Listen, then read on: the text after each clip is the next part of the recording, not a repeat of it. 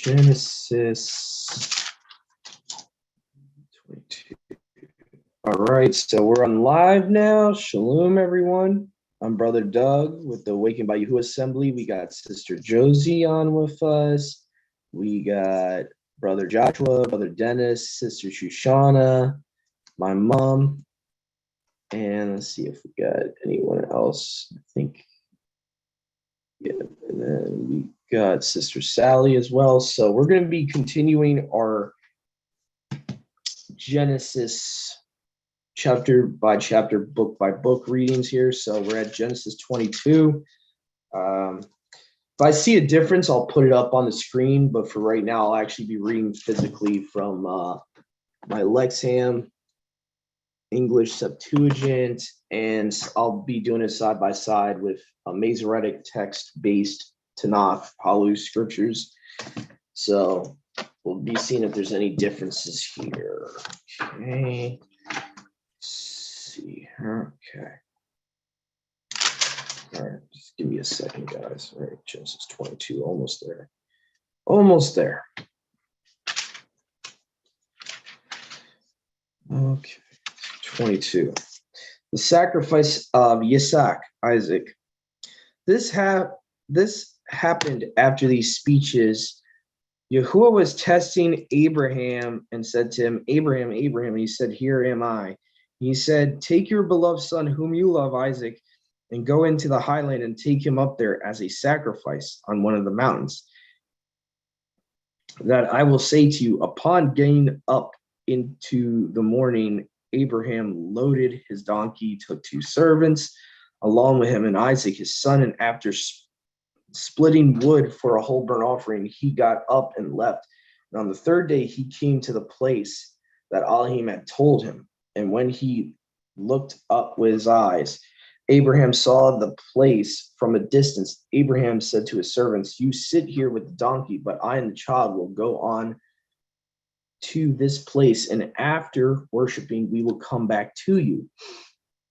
Abraham took the sticks of wood of the whole burnt offering and set them on Isaac, his son. He took also the fire with his hand and the knife, and the two proceeded together. And Isaac spoke to Abraham, his father, saying, Father. And his father said, what is it, child? Isaac replied, saying, look at the fire and the wood. Where is the sheep for the whole burnt offering? Abraham said, Yahuwah will see to a sheep for the whole burnt offering for himself, child. After going together, they came to the place Yahuwah told him, and Abraham built an altar there and placed the wood, and after binding the feet of Isaac, his son, he placed him on the altar upon the wood, and Abraham stretched out his hand to take the knife to slay his son, and the messenger of Yahuwah called him from the heavens and said to him, Abraham, Abraham. He said, here I am. And the messenger of Yahuwah said, don't lay your hand upon the child and don't do anything to him, because now I know that you fear Yahuwah and you haven't spared your beloved son on account of me. And when he looked up, Abraham saw with his eyes and looked, one ram being led by the thorns in a Sabbath. And okay, hold on. Let's see where I lost my place here. Okay, so into the Sabbath bush, and Abraham went and took the ram and offered it as a whole offering instead of Isaac his son. And Abraham called the name of that place Yahuwah saw, so that they say today, Yahuwah appeared on the mountain. And a messenger of Yahuwah called Abraham a second time from the heavens, saying, by myself I swear, says Yahuwah, because you did this thing, you did not spare your beloved son on my account, I will indeed surely barak you, and I will surely increase your offspring like the stars of the heavens and like the sand from the seashore, and your offspring will inherit the cities of their enemies, and in your offspring all the nations will be baruched, because you obeyed my voice. And Abraham returned to his servants, and they got up and the well of the oath, and Abraham settled at the well of the oath. And it happened after these words, it was reported to Abraham, saying, look, Milcah has herself also borne sons to Nahor, your brother, Uz the firstborn, and Buz his brother. and Camuel, father of the Syrians, and Chesed, and Hazo, and Pildash, and Yidlaf, and Bethuel, fathered Rebekah. These are the 8 sons which Milcah bore to Nahor, brother of Abraham. And his concubine, whose name was Reumah, she also bore Teba, and Gaham, and Taash, and Maacah. So that was chapter 22 of Genesis. Just trying to see here before we go straight into 23 if there's anything really need to be expounded on. Obviously, I think those of us that had any type of Christian background should understand that the sheep is representative of Yahusha, and especially the fact, since the Septuagint, instead of your only son, says your beloved son, the Septuagint points more that Isaac is a type of Messiah. He is a type of Yahusha. And you'll see that a lot in the Tanakh. Yahuwah will use these patriarchs to represent Messiah. He'll use Yosef, the fact that he was sold by his brothers, all that, and that his brothers betrayed him. Yahusha says about Yahusha in the Brit Hadashah, his brothers were the ones that wanted to kill him, so on and so forth. So there's always parallels between the patriarchs and Yahusha. Even Masha, when we get to the book of Exodus, you'll start seeing like little parallels. Go ahead, brother Joshua. I like the fact that it says Yahuwah will provide for himself a lamb. Also pointing to Yahusha. Yeah, I think the Lexham's word is so weird I didn't even notice that. So yeah, okay, yeah. Or provide for himself an offering. I'm sorry. Yeah, it's weird. It's so weird in this version. That's why I probably didn't catch it. See here.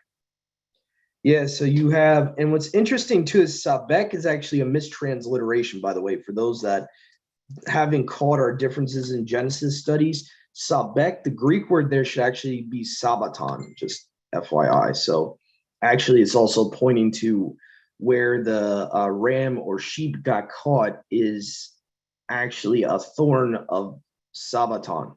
So like the actual bush is named after the Sabbath, which actually could be pointing to Yahusha too, since he's the master of the Sabbath. I think that's it. That's really self-explanatory. We see a little bit of the genealogies later in the chapter about Nahor, his line. Uz, interestingly, is one of his sons, and I think Uzo is a popular name. I know there's Uz that's from his line, and then you have Uz where the Edomites dwell and all that. I don't know if there's a connection there because there might be just 2 different people with that same name. And let's see here. I think that's about it. Yeah. So let's see here. Genesis 23.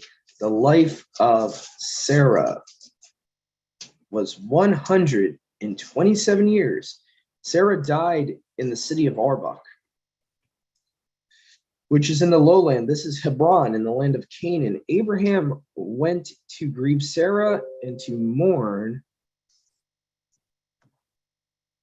Let's see here. So went to mourn.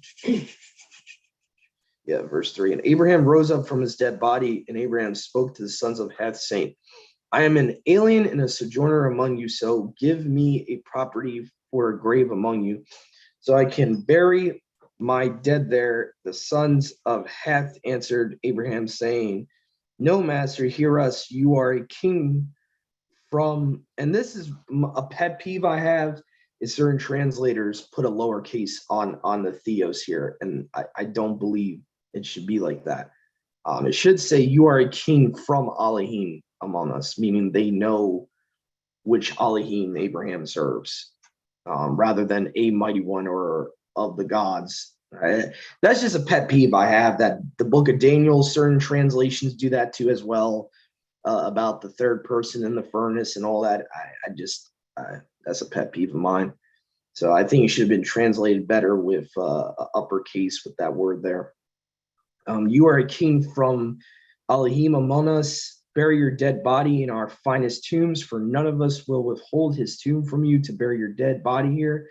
Abraham got up and bowed to the people of the land, the sons of Heth, and Abraham spoke to them, saying, if you have in your soul that I might bury my dead body away from my face, listen to me and speak to Ephron, the son of Zuar, on my behalf, and may he give me the double cave, which is his son's, the one which is in the part of his field, for the silver it is worth. May he give it to me for a property as a tomb among you. Ephron was seated among the sons of Heth, replying to Abraham.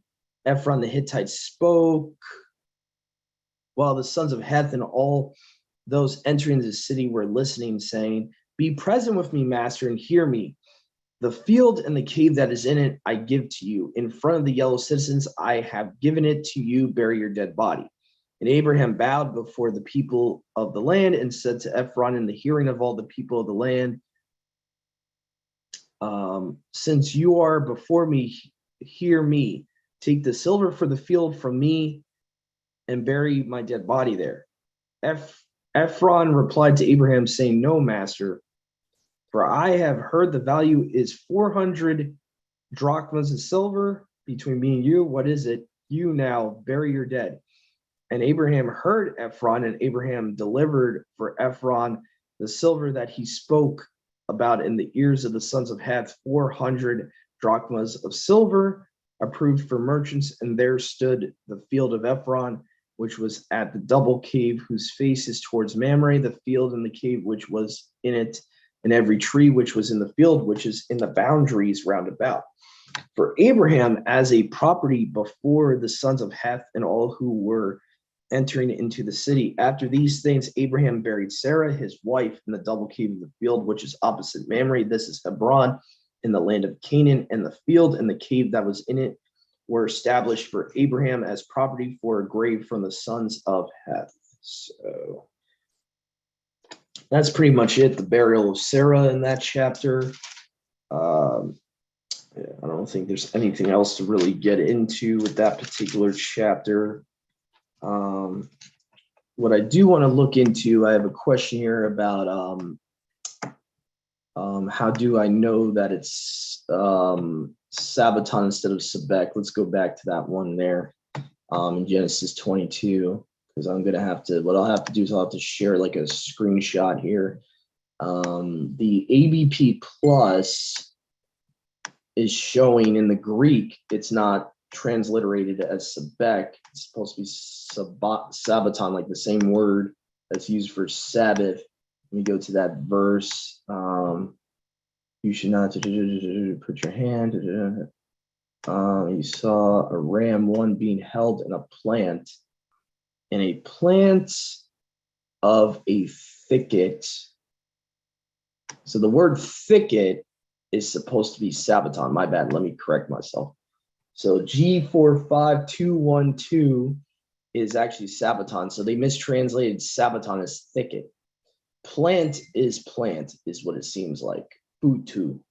But it's supposed to say a futu of a Sabbaton. So for whatever reason, the tree, I guess, that it's part of, or the bush that it's part of, is the name of it is Sabbaton. And let me just share this. Here, so, okay, let me do screenshot. Okay, so I see where it is. So it's the one that's translated as thicket is Sabbaton. So I wanted to correct myself there. Not the prior word, but the word after Sabek. It's very weird because the Bretons has it a lot differently when it's translated. So it's like almost worded differently too. Like, so the word, yeah. So again, that's the confusing part. Yeah, so thicket is supposed to be Sabbaton according to the Strong's that I'm seeing here and the Thayer's. Thayer's is both showing that. So, yeah. Okay. Go ahead, Brother Joshua. I see you got your hand up. Can you look into the actual Greek and not just the Strong's, the actual text itself? Because I'm looking at the text of the ABP rather than the Strong's, and the text, whatever the G4521.2 is saying, Sabaton, that's not what is showing in the actual text. All right, so I guess the Thayers, both Thayers and Strong, has the wrong word there. Okay. All right. So I wonder where they got it from then. I wonder if they got it from a root word or what they did. Yeah, it's weird. They're not showing any type of origin either to see where they would be getting that. All right. That's very strange. Okay. Anyway, so I guess it is Sabbath. All right. All right. I'm trying to think if there was anything from Genesis 23 that was noteworthy. I don't think there was much there. Oh,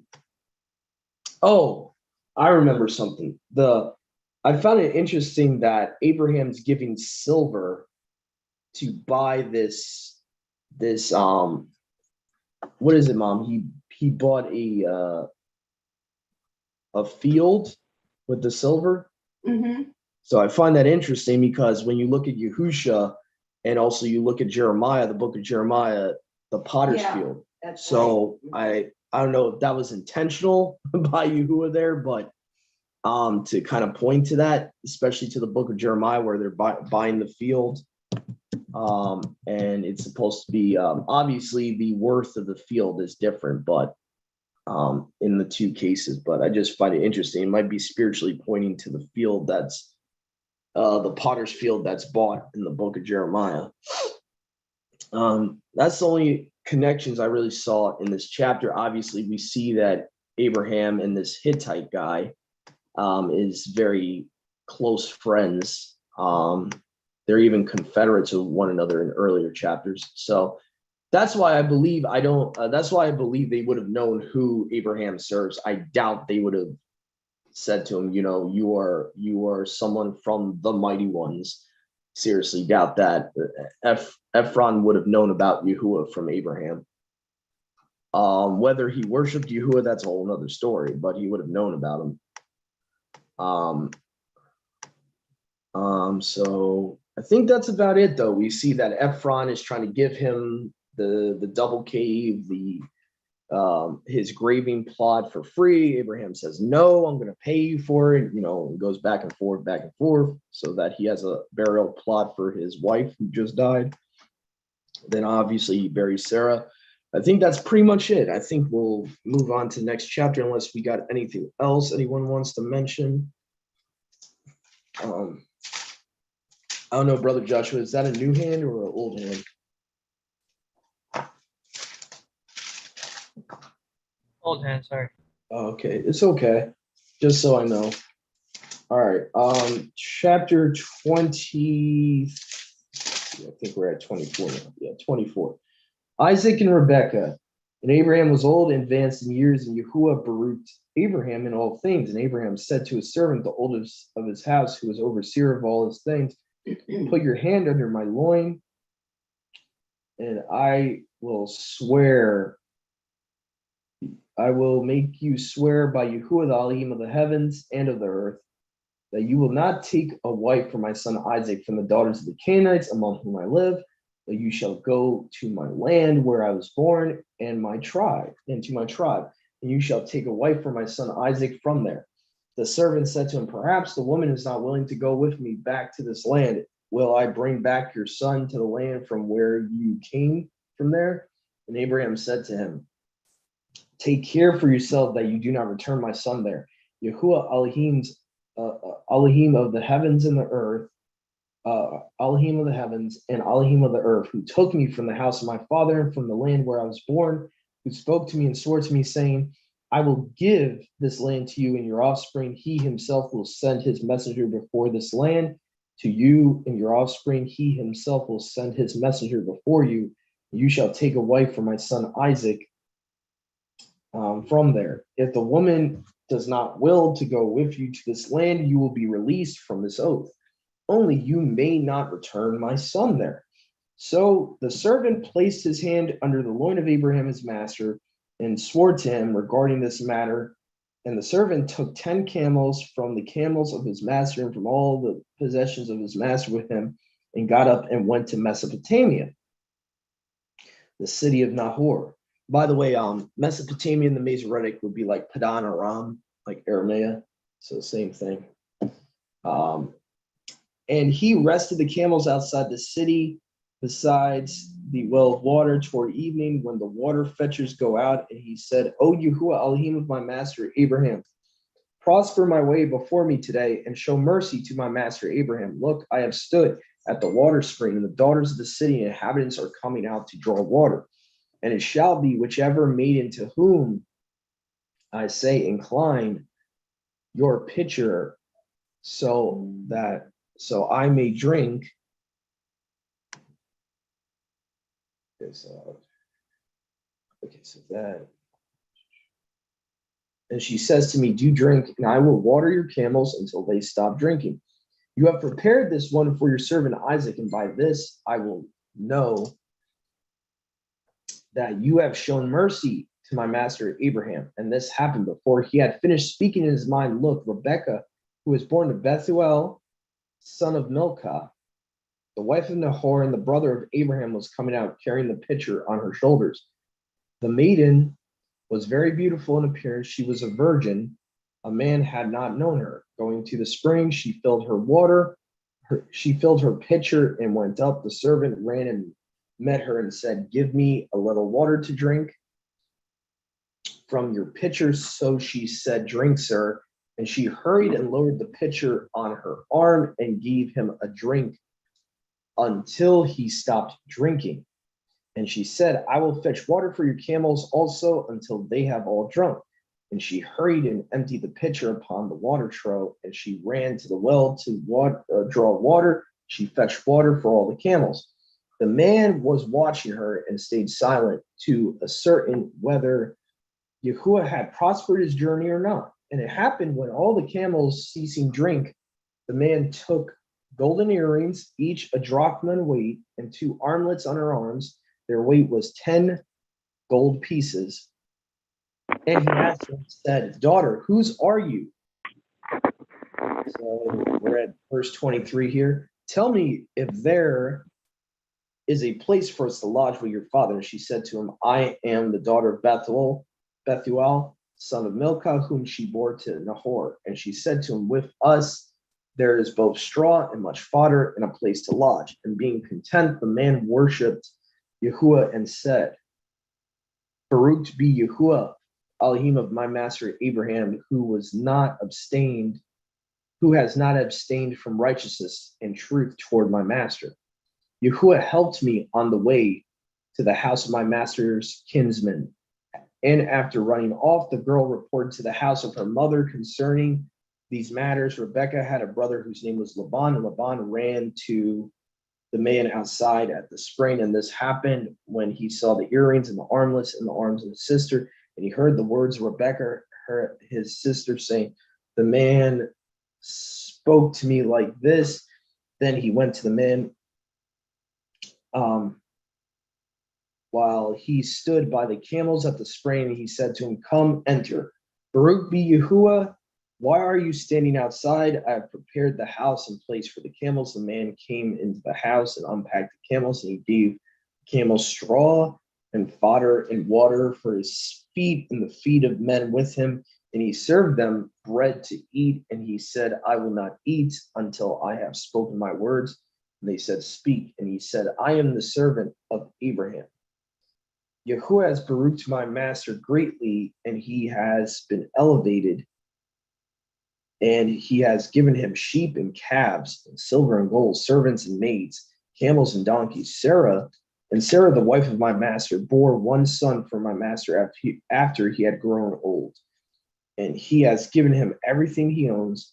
And my master made me swear, saying, you shall not take a wife for my son from the daughters of the Canaanites, among whom I am living on their land. Rather, you should go to the house of my father and to my tribe and take a woman for my son from there. Mom, do you mind finishing this chapter? No, not at all. Okay, so we're on verse 39. Let's Beginning see. it, right? Yeah, verse 39, yes. Then I asked my master, what if the woman will not come back with me? He replied, Yahuwah, before whom I have walked, will send his messenger with you and make your journey a success, so that you can get a wife for my son from my own clan and from my father's family. Then when you go to my clan, you will be released from my oath. Even if they refuse to give her to you, you will be released from my oath.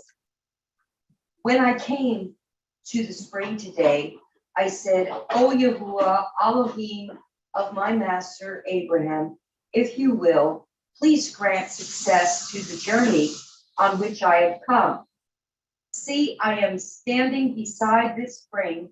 If a maiden comes out to draw water, and I say to her, please let me drink a little water from your jar, and if she says to me, drink, and I'll draw water for your camels too, let her be the one that Yahuwah has chosen for my master's son.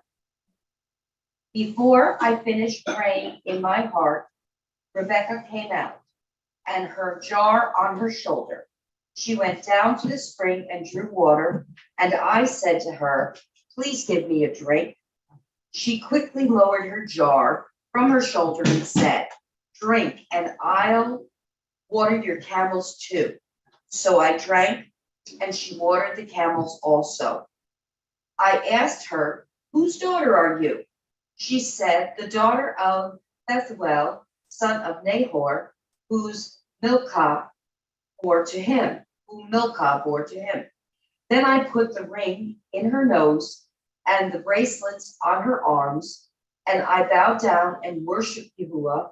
I praised Yahuwah, the Elohim of my master Abraham, who had led me in the right road to get the granddaughter of my master brother for his son. And faithfulness to my master, tell me, and if not, tell me, so that I may know which way to turn. Laban and Bethuel answered, this is from Yahuwah. We can say nothing to you one way or the other. Here is Rebekah. Take her and go, and let her become the wife of your master's son, as Yahuwah has directed. When Abraham's servant heard what they said, he bowed down to the ground before Yahuwah. Then the servant brought out gold and silver jewelry and articles of clothing and gave them to Rebekah. He also gave costly gifts to her brother and to her mother. Then he and the men who were with him ate and drank and spent the night there. When they got up in the next morning, he said, send me on my way to my master. But her brother and her mother replied, let the girl remain with us 10 days or so, then you may go. But he said to them, do not detain me now that Yahuwah has granted success to my journey.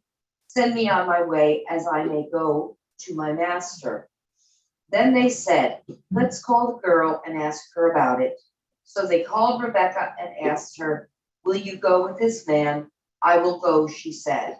So they sent their sister Rebekah on her way, along with her nurse and Abraham's servant and his men.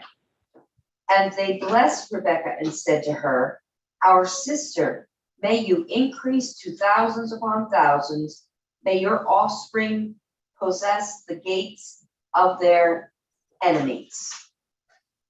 Then Rebekah and her maids got ready and mounted their camels and went back with the man.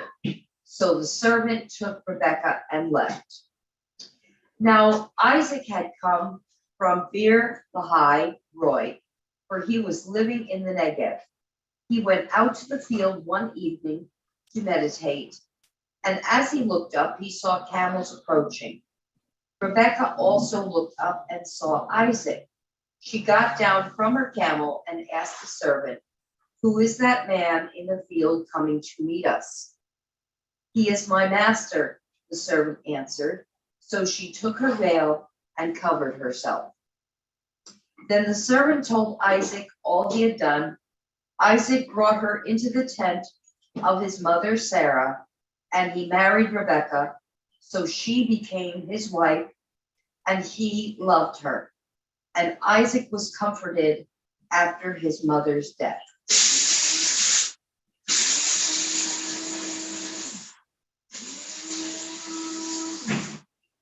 So it's very interesting here that we have being talked about her being veiled here. So that's kind of interesting. You see that happening a lot in the Tanakh. Women are veiled for many reasons. It kind of makes perfect sense that she's veiled to meet her husband.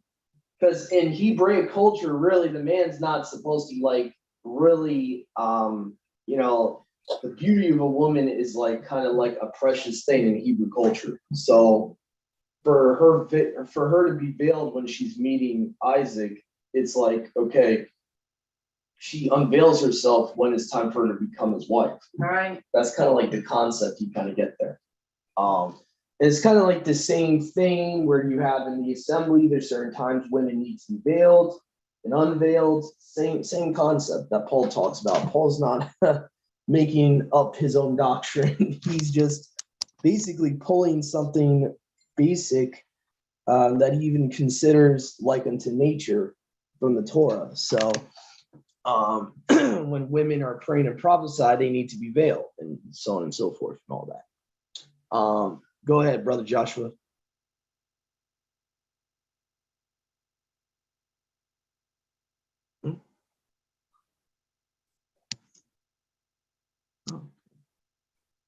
All right. So I thought it was very interesting. I've heard other brothers make comparisons what spiritually the servant is supposed to be. I do find it interesting, if there's any truth to it, is that the servant that's getting Isaac's wife for him is like represents the Ruach, and that the Ruach is getting the bride ready. So I don't know if there's any truth to that, but I have heard at least one or two brothers make that connection in times past. Go ahead, Brother Joshua. No, I'll wait until you're finished. I didn't realize I was muted. It's okay. That's pretty much all I wanted to say. That some people have allegorized the servant as like the Ruach getting us ready for Yahuwah and all that. So that's about it.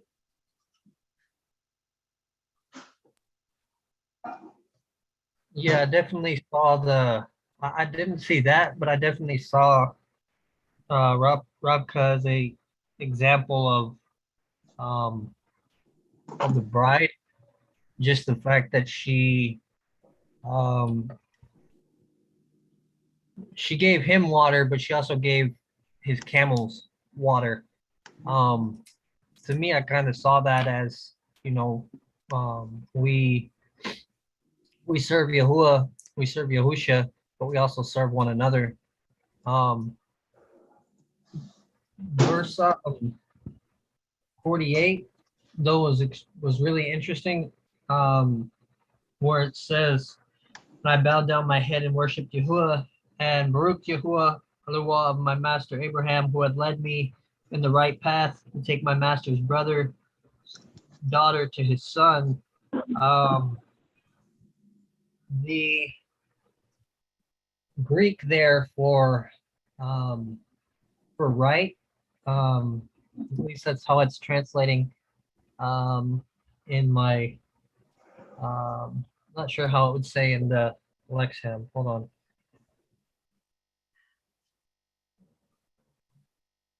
Bible. So it says, "Who has prospered me in a true way." It seems to be the way the ABP reads it. It seems to be more accurate. It says in the way of truth. So I think it's just interesting because he's praying for, Yahuwah to lead him in this way of truth. and to prosper his way. And we know that Yahusha is he is the way, he is the truth. And nothing that has happened in the Torah all the way up and from Genesis to Revelations is by coincidence. Yahuwah has allowed it. Yahuwah has brought all these things to pass, especially the wife that was given to Isaac. So it's like he's when he says lead was prospered me in the way of truth. It just I don't know. It just really kind of stuck out to me because it really shows the um, Yahuwah's hand moving there more so than what we can already see. If that makes any sense. Yeah. Yeah, no, it definitely makes sense. What I find interesting too is that I'm kind of getting a parallel here with the woman at the well and how that was significant, why Yahusha went to the well to get water from her. It seems like he did that maybe to kind of to create a parallel between him and Isaac and all that. Because you see a lot of the times in the Hebrew culture, the men go to the well to get water from the woman and all that. And it's something very prevalent in their Hebraic culture. And I just find it interesting because here you have the servant going to get the bride for Isaac, and he's going to the well asking for water and all that. So I don't know if there's a connection there, but I just find it interesting. And their culture seems very, very a very common thing to go to the well and get for women to actually water the to bring up the water from the well for the men, which in our culture, unfortunately, we're so feminized. We think like somehow that's demeaning for the woman to have to do that and all that, but it was very prevalent in ancient cultures for the women to serve the men and all that. So To add to your point real quick, I think you also see that with, if I'm not mistaken, I might be remembering it wrong exactly the order of events, but if I'm not mistaken, you also see that when Jacob goes to Laban, Laban, and you have Rachel coming out yeah. of the sheep. Yeah, I think it's the same exact story. Yeah, it's almost exact, I should say. Yeah. And then before that, even actually after that, even you have Masha finds his wife at the well. So Yahuwah's trying to, I don't know, I think he's trying to show something with that whole woman at the well story. I don't know that when I see patterns like that in scripture, I don't think it's by coincidence. And it's kind of funny, this woman that supposedly is a descendant of Jacob doesn't get it. She's like, why are you asking water from me? Because you're a Yahudim and I'm a Samaritan. Like, yeah, but you both come from Jacob. So, I really never got that why she's asking that, unless the Pharisees had some weird added laws at that time that a Samaritan could not give them something to drink or even talk to them. Unless there must have been some like Talmudic oral law that made them think that way, because it really doesn't make any sense if they're even ethnically brethren. So yeah, I don't know. That's a little weird to me, or her response to him. And so but yeah, I'm seeing a lot of parallels here so far as we're reading through here. Trying to think if there's anything else. I did notice that truth thing when he's praying to Yahuwah. I did notice that as well. Water fetchers. Okay, Canaanites. Now, I just want to add there, I know some people might be thinking, what's the big deal by getting a daughter of the Canaanites? I would really suggest you read Genesis 6:4. Even going to Genesis 10, I think it's Genesis 9 or 10 with the curse of Canaan. I would really suggest you go to those chapters to get the full context why constantly their ancestors would tell them, no, you do not marry a daughter of the Canaanites. Never. And it has nothing to do with being converted or not. I can assure you, it has nothing to do, because they're not even mentioning the idols and all that. They're mentioning genetically they don't want their children intermarrying with the Canaanites. It's being spoken about multiple times in Genesis, way before the law of Moshe ever comes. So the idea, I know a lot of people will go fast forward to the law of Moshe and see that's the reason, but that's the reason when the Mosaic covenant comes, that's the reason. But that wasn't the reason beforehand, where Yahuwah's having them not marry them for any reason. Even if they wanted to convert, he doesn't want them to marry them. And we see, I think that's what happened with that Hittite that wanted to marry Dinah, why Yahuwah allowed that to happen, in my opinion. Judah and his other brother killed that Hittite guy, and Yahuwah never imputed sin to them. Well, if you understand who the Hittites are genetically, it makes sense. So Yahuwah, even a nice guy like he was, that actually wanted to convert and get circumcised, Yahuwah's like, no. So what we got to understand too is, who are these Hittites? Who are these Canaanites? Who are these Jebusites?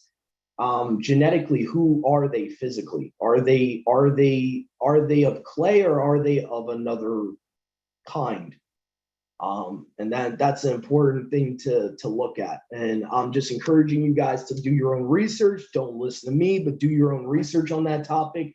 And you'll see there's a reason why constantly Yahuwah tells, he leads Abraham to command this. He leads almost every descendant of Shem from the time of the Canaanites being born from that curse. Yahuwah constantly says, listen, don't do it. You're not to marry into that lineage. You're not to do that. And so you see that time and time again. And it's pretty obvious to me why, but again, I encourage you guys to do your own research on that. So anyway,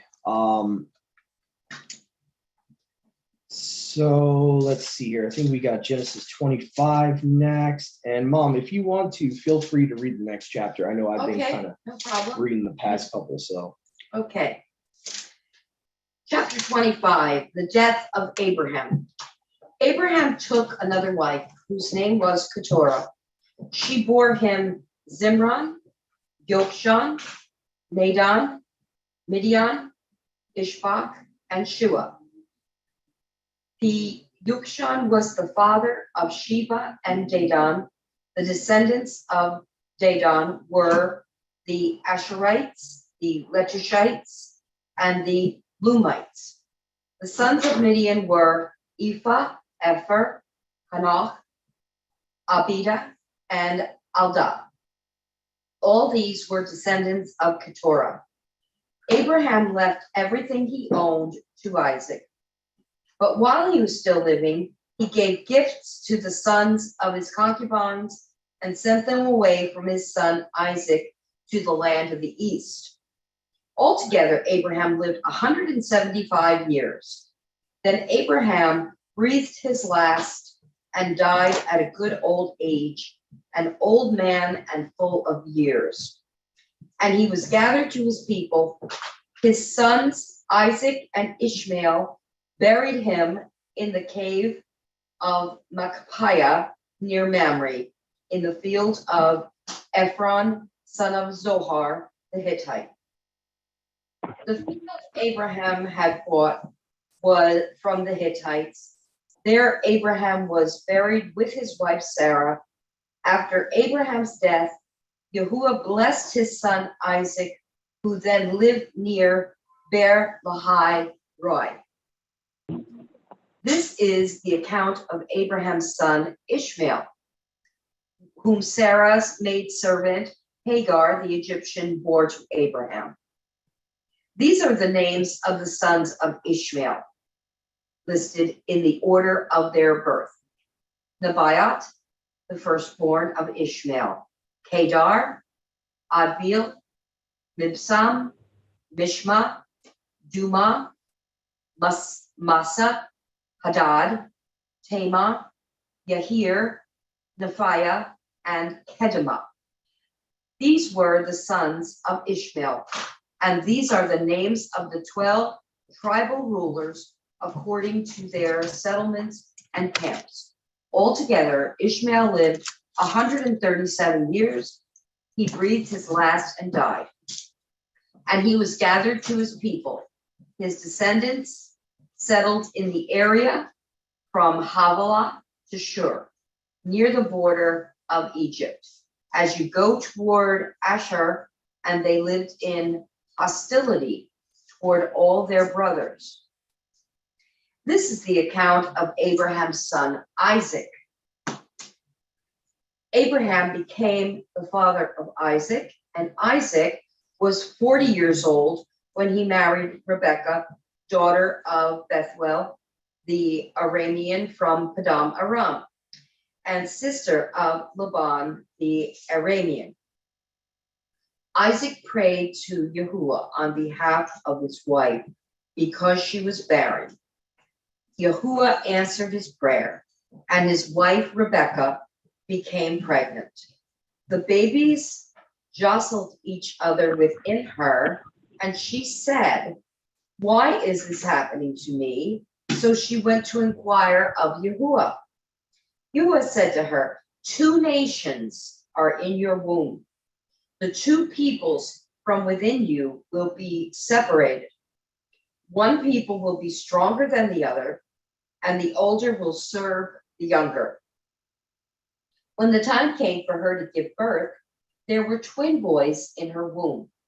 The first to come out was red, with his whole body was like a hairy garment, so they named him Esau. After this, his brother came out with his hand grasping Esau's heel, so he was named Yaakov. Isaac was 60 years old when Rebekah gave birth to them. The boys grew up, and Esau became a skillful hunter, a man of the open country, while Yaakov was a quiet man, staying among the tents. Isaac, who had a taste for wild game, loved Esau, but Rebekah loved Yaakov. Once, when Yaakov was cooking some stew, Esau came in from the open country, famished. He said to Yaakov, "Quick, let me have some of that red stew. I'm famished." That is why he was also called Edom. Yaakov replied, "First sell me your birthright." "Look, I am about to die," Esau said. "What good is the birthright to me?" But Yaakov said, "Swear to me first." So he swore an oath to him, selling his birthright to Yaakov. Then Yaakov gave Esau some bread and some lentil stew. He ate and drank and then got up and left. So Esau despised his birthright. So that's pretty self-explanatory why Yahuwah starts to hate him.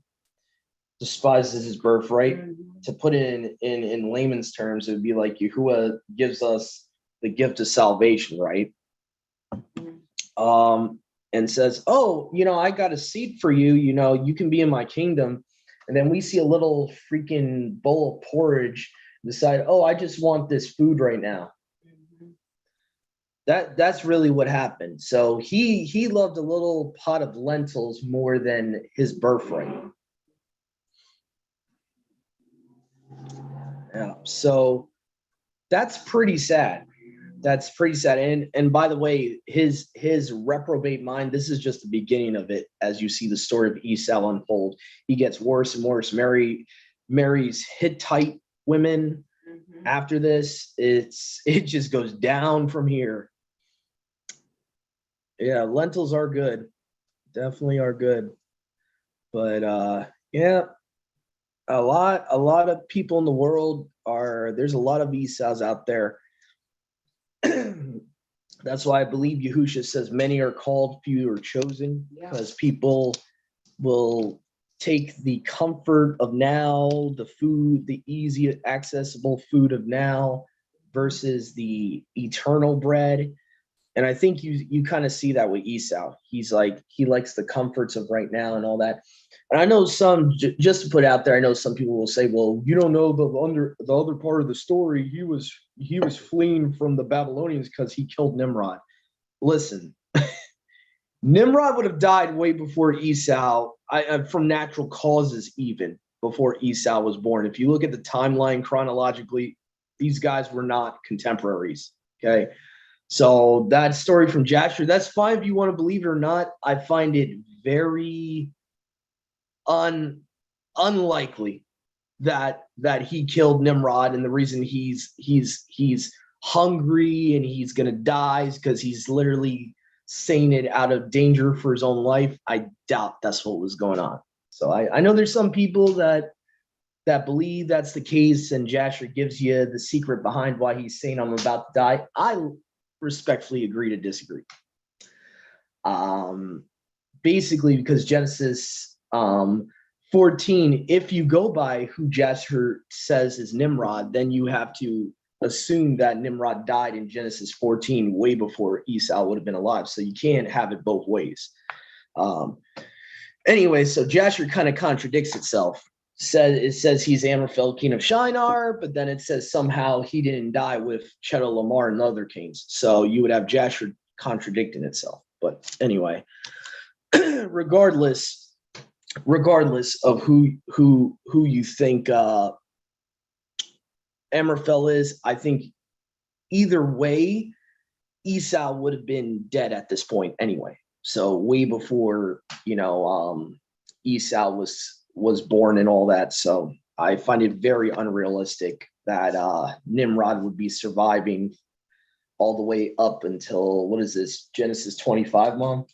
Yeah. Yeah, so seriously doubt that. Go ahead, Brother Joshua.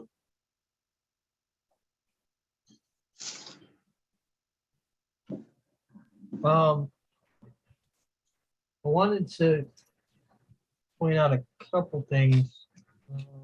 Where's I at?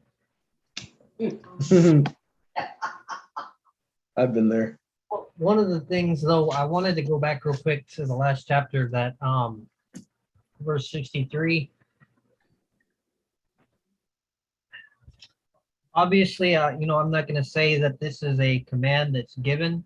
I know what the Talmud says, so that's not what I'm saying. Mm-hmm. Where is it? Verse 63. It just seems to be something that, obviously this right here is before the law was even given on Sinai. But even after the law was given on Sinai, you just see people that they have a concept of praying at sunset and seeking Yahuwah at sunset and seeking him at sunrise, regardless of whether it's commanded. You see Yasak going out to meditate in the field towards evening. So just thought that was interesting. Yeah. I'll come back around because I lost where I was at some of this chapter. We'll come back. I'll have to find it. Yeah, no problem, brother. I'm sure it's gonna come back to you. Yeah, so I already talked about the whole Esau son of his birthright and how short-sighted he is there and really ignorant. Go ahead, brother. Came right back. I think it's important to realize that it's very easy to, with giving away the birthright. Obviously, the birthright was the inheritance that he had. That being said, for the sake of food, I can speak for myself. It's very easy to, when you're hungry or when you're overly tired or when you are, in pain, to get out of the Ruach and lose sight of Yahuwah's Torah, and allow the flesh to take over. And if we allow that, that's going to be something that we don't conquer that, it will be something that takes us out. So just something to be mindful of, Yeah, yeah, definitely. I think Esau, it's funny when you look at the traditions of Esau, especially with the early rabbis, they believe he was never a believer from what from their own commentaries. They'll kind of I forget, one of the legends is supposedly that Satan is his guardian. Yeah, So they really so they don't like Esau at all. not at all. They don't like the I'm talking about the rabbis that would have wrote the Targums. They do not like him at all. They have a lot of interesting expoundings about this chapter. And that supposedly Esau never wanted to be in the kingdom and never cared to be a follower of Yahuwah. So it's kind of interesting if there's any truth to that. They may be right. They That may be right that about Esau was like almost a type of Nimrod or a type of Judas. I don't know, but After Satan's own heart. yeah, I don't think he like Brother Dennis said. I don't think you thought too hard about it when he was given the stew. That was kind of like, oh, okay, Yeah, that's right. Yeah. it's kind of like how Judas got rid of his place just for 30 pieces of silver. Yeah. And but yeah, it's pretty interesting. We see the descendants of Midian in this chapter. Obviously, does it ever say, Mom, what type of ethnicity Keturah was? I wonder if she's Egyptian or. I think so.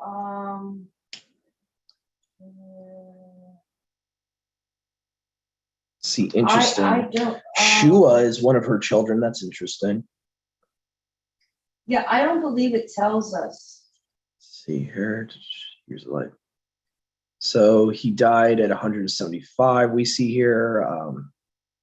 So, and that's why I like to point to people about Genesis 6, going back to that. A lot of people take the 125 literally, and they think right away that people were dying at 125 right after the flood. But obviously, you see Abraham 50 years past that. So that's why I believe there's something exegetically we're not getting from Genesis 6, where it's talking about the 125, that a lot of the ancient understandings of that was that there's a 125-year expectancy later on that happened, but there's also the 125 years at that time was actually referring to the amount of time they had to repent before the flood. But anyway, so but you see right here, Abraham's living way past 125 years or whatever. See here, Isaac, Ishmael, his two sons buried him. What's interesting too, I thought was interesting, is that Isaac is not the physical firstborn, but he's treated as the firstborn. Right. And I wonder why, I wonder if Yahuwah decided to change that in the law of Masha, because we see later on, Yahuwah's like, the one loved over the one unloved will not be favored. So meaning you wouldn't have the secondborn getting that inheritance anymore. The firstborn would always get the inheritance in the law of Moses. So seems like Yahuwah for a purpose allowed this, but his ultimate will was for the physical firstborn to get it. It's not the first time we see this. We see it with Joseph and his sons. So, he allowed it maybe for a prophetic purpose, right. And because this is the true seed of Abraham is called after Isaac, not Ishmael, is probably the reason. But we see later on, Yahuwah commands Moses and all them. He says, listen, you are not to give the inheritance to the secondborn. You're not to give, you are to give the firstborn his due. So we see that later on changing. Go ahead, Brother Joshua. We have no idea if the wife that I forget, Hagar, we have no idea if Hagar actually came into this walk and rejected the mighty ones that she was raised with. We have no idea if she taught that, if obviously Ishmael would have been taught it by Abraham, but at the same time, I don't think we really know if they would have been considered Yashar so those commands would have been only for Yashar even before they were given. So that's just something to take into consideration if Hagar and Ishmael were considered Yashral. Yeah. So, I could have saw something somewhere later on where it seems like Ishmael was a believer. I don't know about Hagar though. I would have to look that up just to double check, but I do remember something later on after Abraham dies. I would have to look that up in the canon whether he prays to Yahuwah, or I could have swore I saw something like that. But yeah, that is very possible that he wasn't ever in covenant with Yahuwah at all. So that's a very good possibility. But you see that also with Ephraim and Manasseh, where the younger takes the older's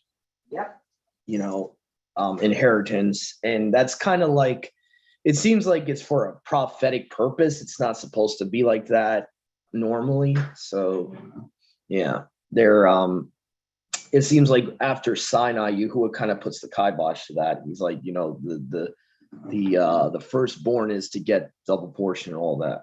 And the firstborn is supposed to get like the main part of the inheritance of the father. So let's see here. The son of Zuar, Hittites, we already talked about that. Ephron the Hittite, Ishmael's descendants. Ishmael, the son of Abraham, who Hagar, the maid of Sarah, bore to Abraham. These are the names of Ishmael's sons. So we see Ishmael's whole line here. So it seems like he lived in Havilah up to Shur, which is facing Egypt, until he came to the Assyrians. He lived facing all his borders. I had to write that down. That's an interesting little tidbit there historically I didn't know about. So the Assyrians would have met up with Ishmael. Interesting. Kind of interesting. A couple generations later, there might be a Syrian pharaoh in Egypt. So that's something I might want to write down and look more into. So that's Genesis 25:19. Or no, 25:18. So that's pretty interesting because we see it later on in Isaiah, depending on how you interpret the verse. It says in Isaiah 52:7, I think it is, my people went down to Egypt and the Assyrian oppressed them. So I definitely want to look more into that and see if there's more proof for the theory I have about Masha's Pharaoh. The Pharaoh at the time of Masha and the Exodus. So, yeah, but that's pretty interesting.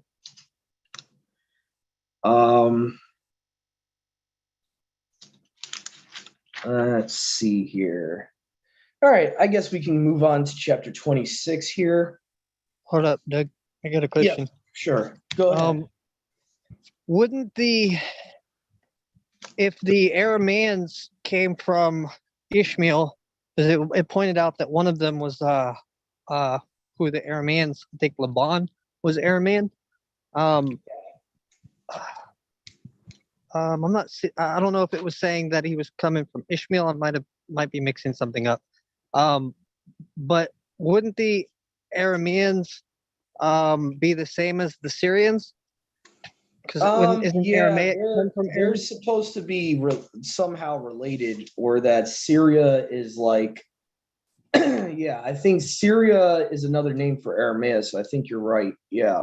I think what you're referring to in the chapter here is Bethuel is the Aramean of Mesopotamia, the LXX says. So yeah, he would be the Syrian. Isaac took Rebecca, daughter of Bethuel, the Aramean of Mesopotamia, sister of Laban, the Aramean, for himself a wife. So yeah, you have the Arameans or the Syrians intermarrying with the Abrith, the Hebrews. So yeah.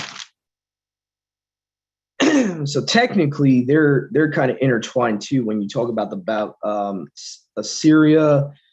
I think the Syrians too would be linked with the Assyrian empires and all that too. So when you get down the timeline of Isaiah and Sennacherib, their people would actually be intermingled actually with Yashrael at some point in time. It looks like here. This looks like what it's saying. So technically the Assyrians are like technically part Shemite in a way. If they do come from Syria, the same lineage as the Aramaeans and the Syrians. So you would have part Shemite blood in them. Yeah. Yeah. Yeah, so Shemuel seems to be the one they're pointing out, I think, as the Aramaean.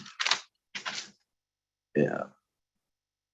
Yeah, which actually is interesting because that means Abraham's whole line goes back to the Aramaeans too. That's kind of interesting if that's the case, because then you have Shemuel is the, what is he, Mom? The Shemuel to Abraham, what would he be in relation to? He's the,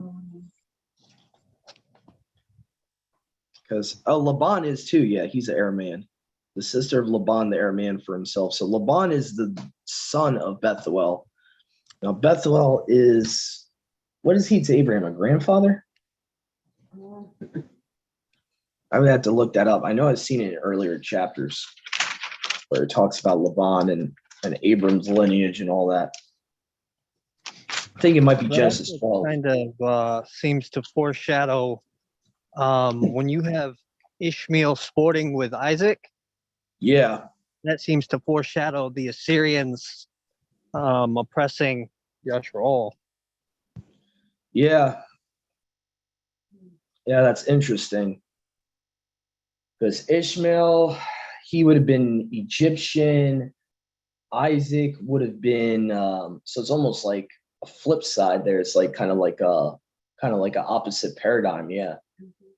Because then Yasharel is the one being afflicted, and yeah, it's definitely an interesting theory I have. I haven't proven it yet that Pharaoh of the Exodus is actually a Syrian lineage rather than Hamite, but I definitely want to look more into that because I'm starting to see clues here to that theory. I'm starting to see some stuff that Yahuwah might be pointing out here, even in the chapter we just read. I mean, the fact that Ishmael, Egyptian, full Egyptian almost, is going to Assyrians for some reason, doesn't really mention why.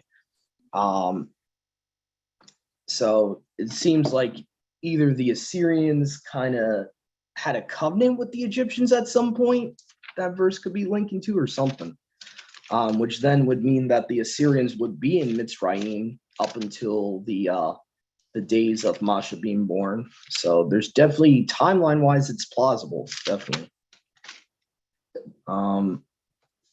Anyway, I didn't want to go too much on create a rabbit trail there, but I just found that interesting. Let's see, we got Genesis 26, Isaac and Abimelech. Now, again, I don't believe this is the same Abimelech. I seriously doubt it. It could be his son. It could be someone of his lineage that has the same name. A lot of the times in ancient cultures, they would name their son after themselves. And even me, I'm named after my dad, by the way, so it's not that hard to believe. Some cultures still do that to this day. They'll give their son their exact name, first and last name. So here we go. Genesis, Bereshith 26. And there came a famine upon the earth, different from the earlier famine that happened in the time of Abraham. Isaac went to Abimelech, the king of the Philistines in Gerar. Yahuwah appeared to him and said, do not go down to Egypt. That's something to highlight there. I think that's a foreshadowing there, how Yahuwah says you're not to go back down to Egypt and all that to the Israelites. Settle in the land that I say to you and dwell in this land. I will be with you. I will barak you, for I will give all this land to you and to your offspring. I would highlight that too. I'm going to give this land to you and your offspring. And I will establish my oath, which I swore to Abraham, your father. I will increase your offspring like the stars of heaven. I'm going to highlight that too, stars of heaven. And I will give your offspring all this land, and all the nations of the earth will be baruched by your offspring, because Abraham, your father, obeyed my voice and kept my ordinances, and my commands. So that's why he loves Abraham.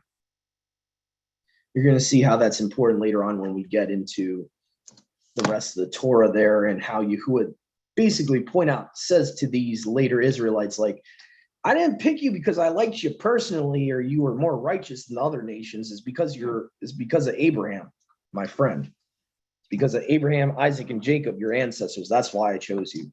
So you'll see how this verse here is important later on. So Isaac settled in Gerar. The men of the place asked about Rebekah, his wife, and he said, she is my sister, for he was afraid to say she is my wife. Otherwise, the men of the place killed him for Rebekah because she was beautiful in appearance. He was there a long time. When looking through the window, Abimelech, the king of Gerar, saw Isaac fooling around with Rebekah, his wife. Abimelech called Isaac and said to him, so indeed is she your wife? Why is it that you said she is my sister? Isaac said to him, because I said, otherwise I will die because of her. And Abimelech said to him, why did you do this to us? One of my family almost slept with your wife, and you brought a mistake of ignorance upon us. So that's the key phrase there. So basically, Abimelech is telling Isaac, like, you almost made me sin by ignorance. Okay? Or you made one of his family members sin by ignorance. And Abimelech ordered all his people, saying, anyone who touches this person or his wife will be subject to death. Isaac sowed in that land and found in that year barley producing 100-fold. Yahuwah baruched him, and the man was exalted in advancing years and became greater until where he was very great. He had flocks of sheep and herds of cattle in many fields. The Philistines envied him. So from what it looks like here is that Gerar was actually a city of the Philistines. So Abimelech would be like a Philistine king. Okay, so we got, and all the wells that the servants of his father dug in the time of his father, the Philistines stopped them and filled them with dirt. And Abimelech said to Isaac, depart from us, because you have become exceedingly stronger than us. So Isaac departed from there and lodged in the ravine of Gerar and settled there. And Isaac dug the wells of water that the servants of Abraham his father dug, and the Philistines stopped them after Abraham his father had died, and called their names according to the names that Abraham his father named them. And the servants of Isaac dug in the ravine of Gerar, and they found there a well of living water. Interesting. And the shepherds of Gerar fought with the shepherds of Isaac, asserting that the water was theirs. And he called the name of that well unrighteousness, for they treated him with unrighteousness. Isaac called the name of that, Isaac, going his own way from there, dug another well. They were disputing about that one also, so he named its name Enmity. Okay, so going his own way from there, he dug another well, and they did not fight about it, and the name of its name, Open Space, saying, since now Yahuwah has made room for us and increased us upon the earth.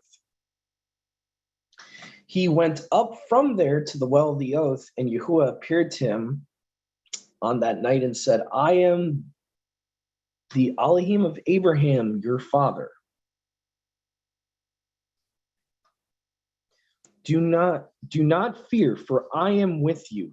I will barak you, and I will increase your offspring, because Abraham, your father.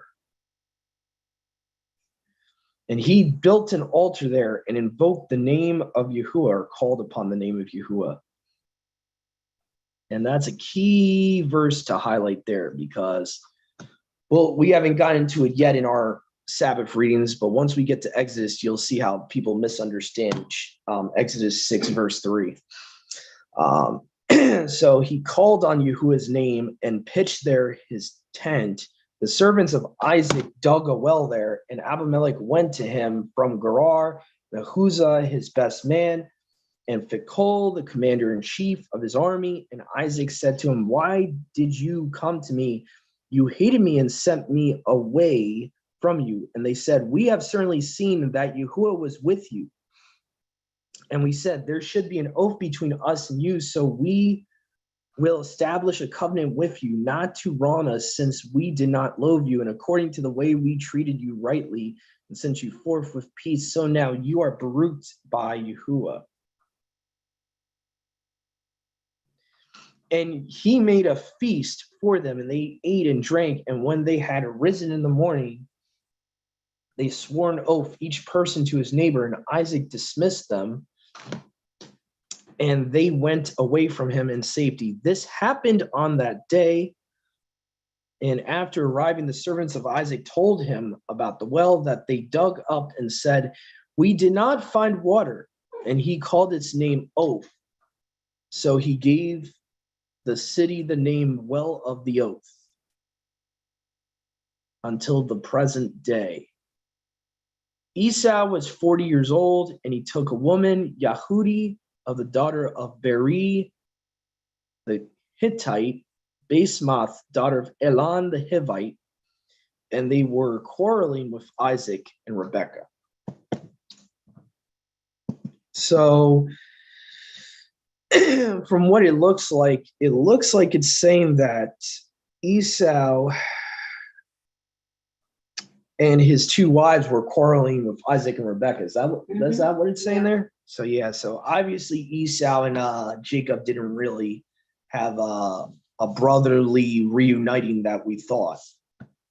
So anyway, if I remember correctly, this is at the point where way after Mom, right? Way after the point that him and Jacob embrace each other and all that. I'm pretty sure this is way after that. So if that's the case, then Esau really didn't mean it when he said, that he's not seeking to kill him and all that. Question. Yep, go ahead, Sister Sadia. So then what we think that we've been taught all this time is that they made up, but not really. There was still a grudge and Brother Esau. Oh, wow. I think what happens, sis, because when you read in previous chapters, he secretly says, and his father heard him, Esau's father heard him saying to himself, when my dad dies, I'll kill Jacob. Right. I think what happens when he reunites with Jacob, he's playing the part. He's like acting like a forgiving brother, but really in his heart, he's like, yeah, I'll wait until dad's dead and then I'm going to get him. Right. So funny enough, in extra biblical literature, they kind of imply that. So it's kind of funny when you look at extra biblical historical accounts of what people thought of Esau. It seems a lot of rabbis and a lot of other people in the first century would have understood. Yeah, he didn't really make up with Jacob. Wow. Yeah, so he definitely was plotting to kill him, and that's why Yahuwah hated him, because even his descendants, the Edomites, whenever Israel would get besieged, you see in the book of Obadiah, Yahuwah's like, what did you do? Those are your brothers. You let them be destroyed, and then Yahuwah's even rebuking them in Obadiah, saying, you joined in with their oppressors. You joined in and injured your own brother. Oh, wow. So, because Yahuwah gave the law even to Israel not to take away the land he already gave to Esau and his descendants. And Israel was commanded not to do that, not to attack their brothers, not to hate them for their brothers. But you see Esau's descendants not returning the favor, and they hated their own brothers. So yeah. I'm trying to see if there's anything else important. I know I mentioned before how Yahuwah keeps reminding Isaac, I love you because of Abraham. I love you because of Abraham. So you see later on with the Israelites, Yahuwah is trying to remind them, listen, I chose you guys not because you're special, you're more righteous than these Gentile nations, but because of Abraham. And so that's a recurring theme in scripture. Yahuwah is trying to humble his people, like, listen, you're not that special. You're not the strongest of the nations. You were the weakest. I think Yahuwah even says in certain verses. So Yahuwah is trying to humble his people, make them realize, like, listen, if it wasn't for Abraham, your ancestor, obeying my commandments, loving me like a friend, I probably, Yahuwah might have chosen another people. So, it's a very sobering thing to realize that. So let's see here. I think we got. You all right there, Mom? Yep. Okay. Go ahead. I don't know if there's a question or comment. I'm not sure how you're getting that from this chapter that he. Maybe I missed something, but I'm not. We're in chapter 26. I'm not sure how you're getting that Esau was still plotting against them because he doesn't. Not Jacob from doesn't- this chapter, but prior. He says to himself, when our dad dies. This hasn't happened yet, though. I know. This I'm not doesn't- saying that. I'm not. I think you misunderstood. I'm saying in general, he has. No, but I mean the part where he says when my father dies, that hasn't happened yet. Oh, okay. Haven't gotten there yet. Oh, okay. Oh, all right.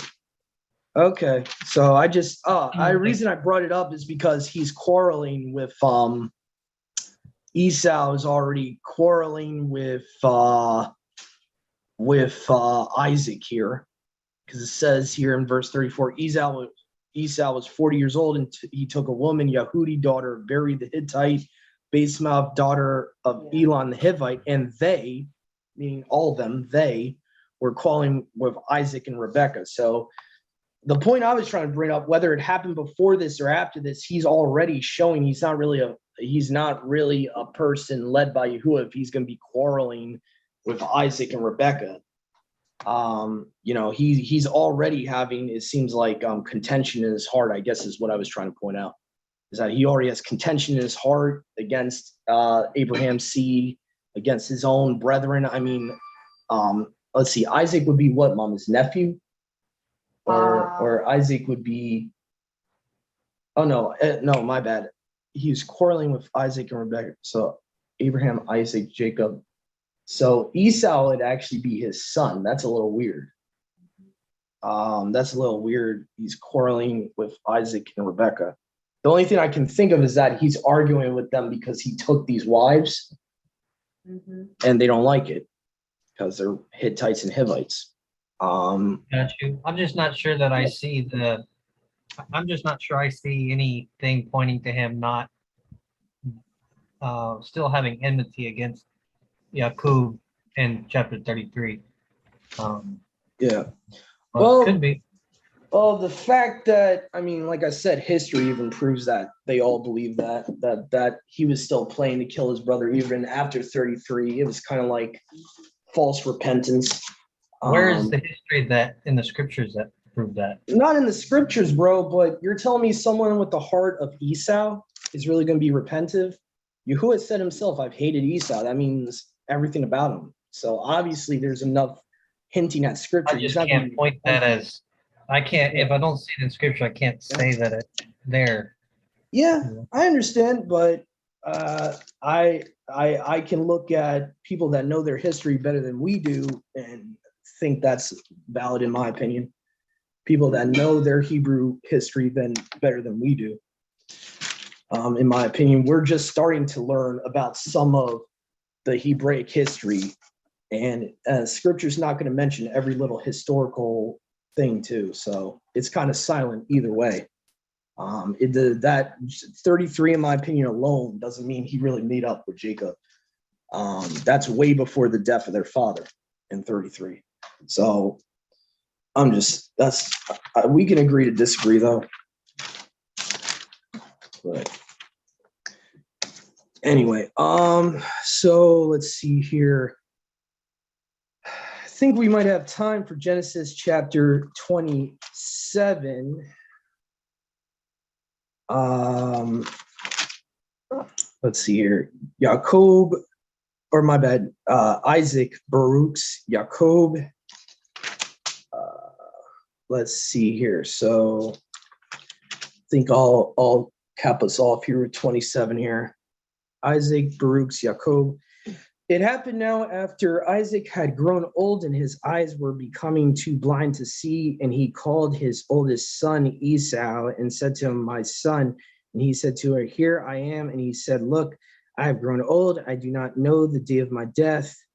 Now, therefore, take the equipment, both the quiver and the bow, and go out into the plain and hunt for game and make me delicacies as I like them and bring them to me in order that I may eat, so that my soul may barak you before I die. Now, Rebekah heard Isaac speaking to Esau, his son, and Esau went into the plain to hunt game for his father. And Rebekah said to her younger son, Jacob, look, I heard your father speaking to Esau, your brother, saying, bring me game and make for me delicacies, so that upon eating them, I bring me game and make for me delicacies, so that upon them I will barak you before Yahuwah before I die. So now, son, listen to me just as I command you, and go to the sheep and get me 2 tender and beautiful goats from there, and I will make delicacies for your father as he likes them, and you will bring them to your father, and he will eat, so that your father may barak you before he dies. But Jacob said to Rebekah, his mother, Esau, my brother is a hairy man, but I am a smooth-skinned man.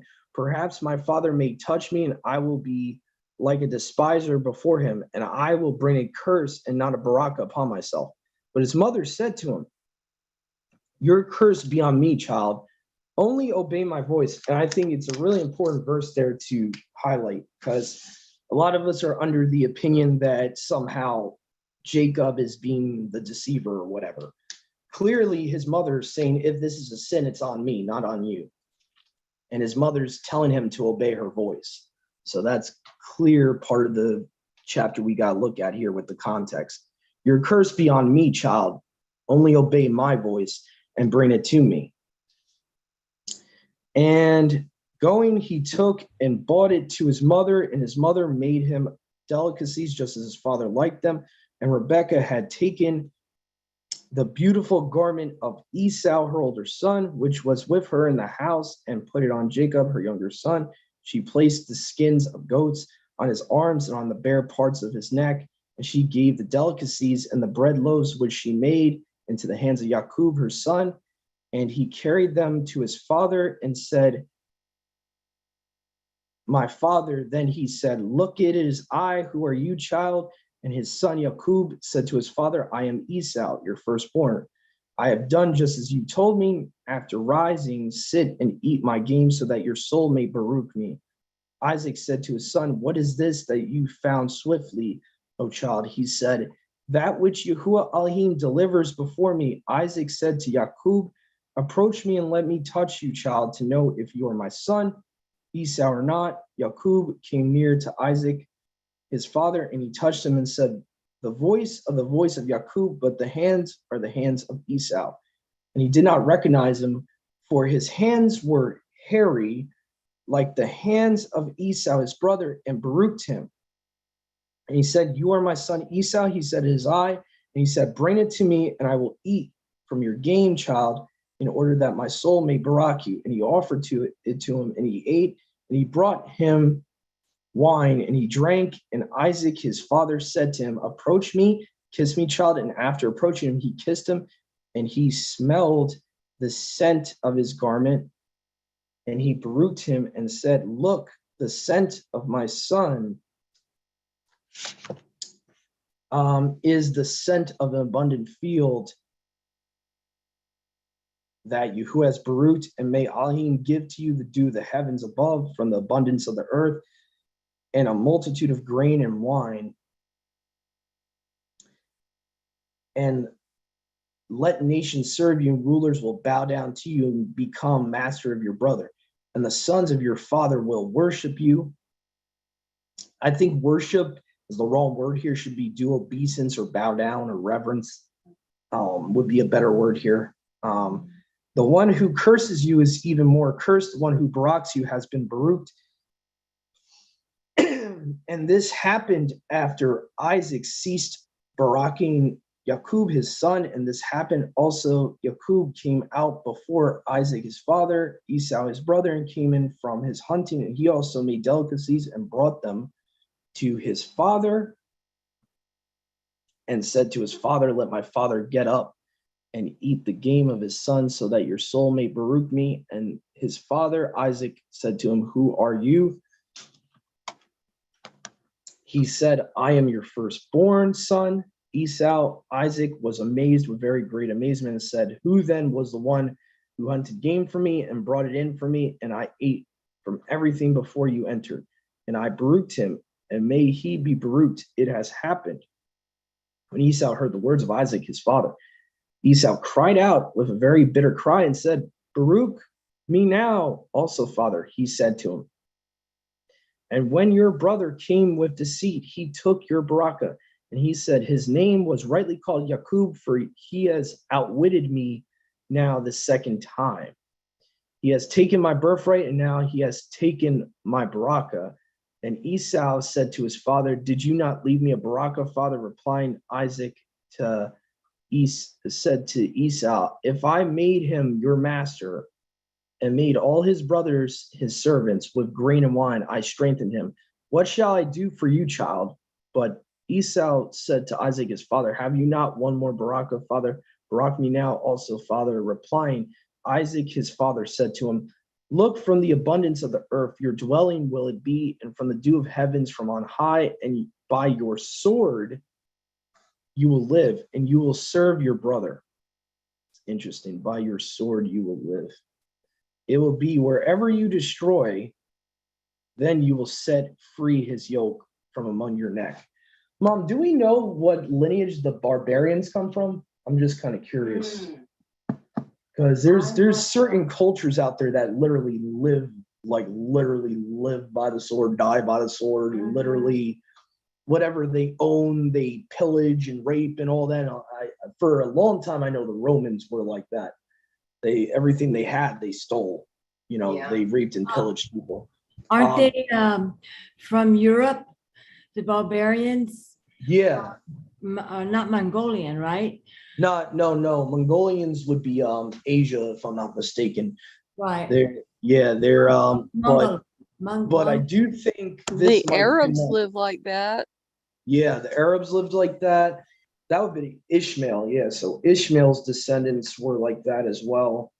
I forget, does Ishmael intermarry? Yeah, Ishmael does intermarry with Edom actually at some point. I think scripture does say that, because it will say after this, I think way after this, I forget if it's chapter 30, 31 or whatever, it talks about Esau adding another wife, and this time he takes an Egyptian wife from Ishmael's lineage. So one of his daughters. So yeah, there might have been intermingling between Edom and Ishmael, actually, from what I remember. Go ahead, Brother Joshua. If I'm not mistaken, the barbarians would have been the Gauls, the Celts. The Celts, okay. Huh. I don't know much about the Celts. Yeah. Because it seems like it's saying in this baraka he's giving him that what you're going to have, you're going to live by the sword. Seems like that he's like, it's basically like a conquering type of thing. But you see a lot of that with some of these empires like Rome. Yeah, go ahead, Brother Joshua. I'm seeing different things though. It seems that the way that we have the term Gentile for foreigner, someone that doesn't follow Torah or know our way, it seems that the Romans and the Greeks, they had the same term, but they used barbarians for anyone that was outside of them. Huh. Interesting. uncivilized. Yeah, I guess that they're using it in that context. Okay, I see why. They're using it in a way to demean them. Okay, I got it. Another Barbaric. website is saying that the barbarians would have been the Goths, the Vandals, the Franks, which etc. Which I believe those were all Gallic nations. I wonder if Gaul ever intermarried with Edom.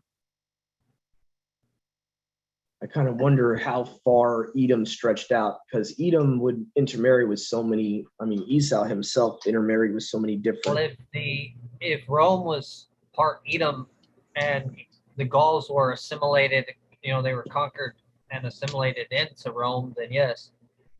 It's interesting. So let's see. We see here Esau in verse 41 here was angry with Jacob because of the Baraka with which his father brooked him. Another thing I want to mention before we finish the chapter here, he fibs Esau earlier here. He says Jacob he didn't take his birthright. He gave it to Jacob. Jacob didn't steal it from him. So we already see Esau as being a liar here. He's trying to twist it and make it look like he's the victim, which the devil does that a lot. Tries to twist it and make it look like poor me. I'm just misunderstood. That's what I get here from Esau's point of view. He's trying to make himself look like the victim, like Jacob stole these things from him, his birthright and his Baraka, which I personally believe this was a scheme by the parents to make sure that a idol worshiper and someone that married into Canaanite lineage is not going to get the Baraka. In my opinion, that's what's really going on. His mother comes to him with the scheme. His mother is the one that thinks of it. and his dad, in a way, is kind of playing a part like, oh, my son, I'm going to die soon. When you see, like, how many chapters later, Mom, he's still alive? Long way, yeah. It seems like a scheme to get Esau out of the birthright, is what it seems. And actually, Jacob's barely even involved in it. It's his parents that are thinking it up. His parents don't want a idol worshiper to be given the birthright and the Baraka. I mean, I think that's what's really going on. I agree with Brother Zach on that, rather than the Christianized view that Jacob's a deceiver and all that. But anyway, so Esau was angry with Jacob because of the Baraka with which his father baruched him. So Esau said in his mind, may the days of my father's mourning come soon. I can kill Jacob, my brother. The words of Esau, her older son, were reported to Rebekah. Oh, so that's how they found it. It was reported to Rebekah. So I guess they had a snitch or something. They had someone reporting on him.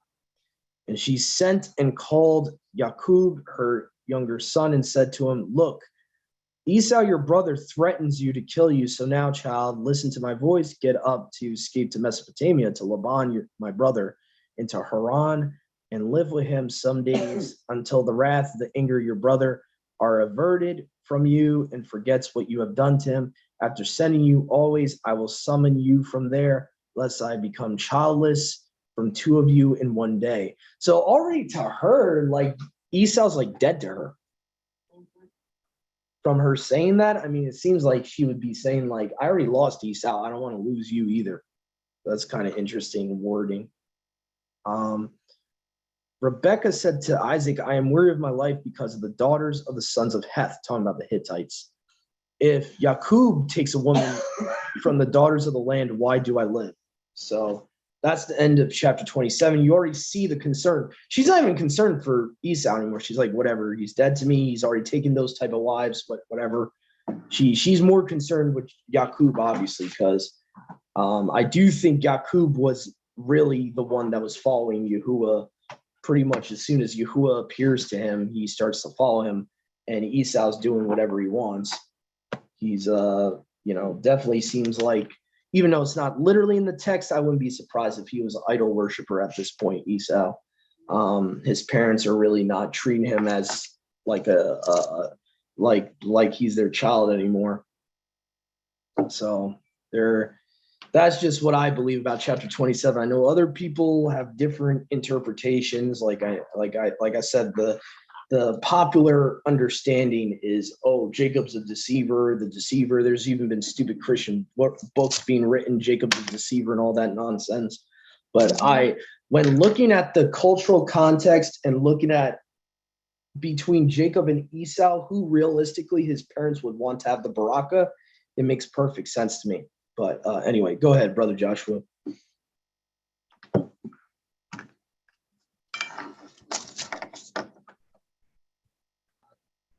I don't think that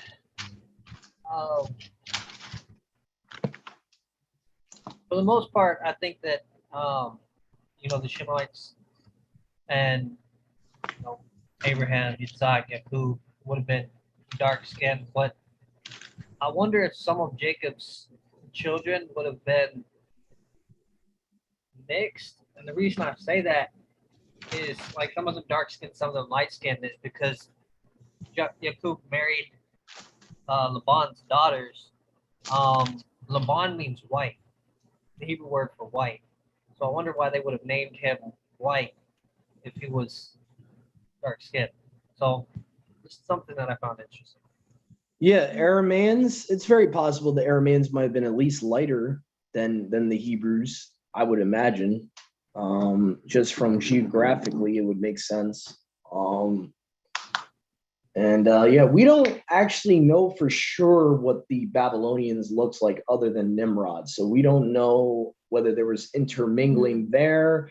You could have, I think throughout history, even Assyria intermingled with Babylonia. So you had that type of nation of Assyria intermingling. But the Arameans, I don't think they were that dark in color from what I remember. So I'm not that surprised if that's true. Because I think they would have been lighter skinned somewhat, maybe more like what the Arabics look like today. They might have been like that. Yeah, like brownish, but not. Yeah, not dark. Not dark. Yeah. Possibly what a pure Sicilian would look like, maybe. Yeah. Olive skin and all that. Like I'm not pure. I might, because my mom's adopted. We don't know. She might have Greek in her. She might have this. Might have that. I'm very watered down type of Sicilian. If you ever met like a purebred, half Italian, half Ethiopian, they would be a lot darker than me. I'm like very watered down, you could say genetically. Very we probably have Greek in us, we probably have other ethnicities in us that we don't even know about. Because my mom's adopted, and adoption records back then don't tell you a lot of stuff. My mom doesn't even know the ethnicity of her biological father. So, I could have more mixing in me than I even know. But I know I have Polish from my dad's side, which is why I'm very pale for a Sicilian. I have Polish from his side, and that's why I'm more European looking. And my skin's even paler than yours because when I go out in the sun, when you go out in the sun, you just brown up. Oh yeah, I got a lot of Sicilian when from I my go dad's out in side. the sun, I burn first, then it turns to a tan, and then the tan continues. So there is less of that kind of pigmentation. Yeah. I have the hair. Yeah, my Italian hair, but my skin is definitely not what you would call olive skin. I think some people just tan quicker too. I think that's something genetic. I don't know what that could be, but I think some people tan quicker. Plus the fact I'm always out in the sun too. I think it also has to do with how frequently you're outside. Your melanin, your melanin is more sensitive. But I always burn first. I always burn first. Yeah, there's something genetic with that because I rarely burn.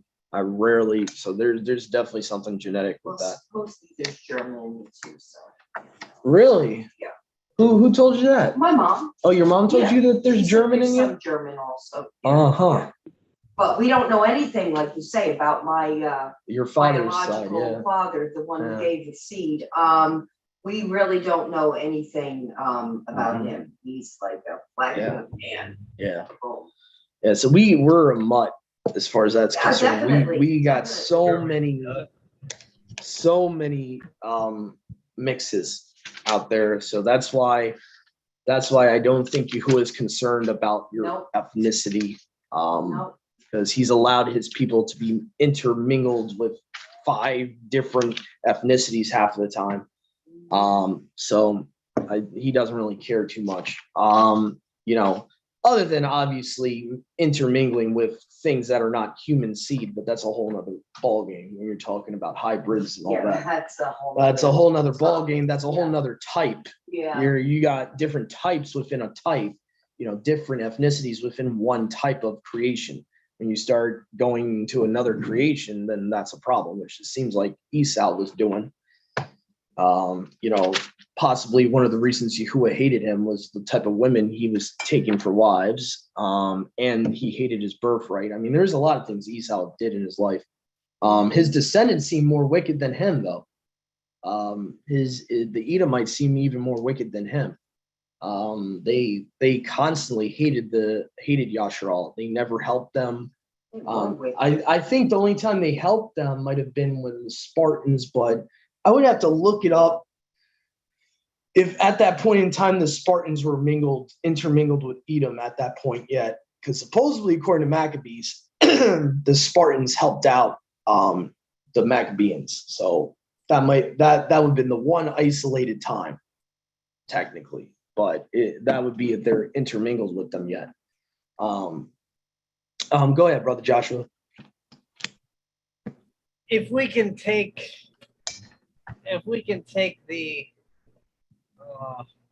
obviously it's just a movie and we don't know if that's how they actually were, the movie 300, Yeah, but they definitely seem to have like some type of, just from what that portrays, that they seem to have some type of loyalty type of concept.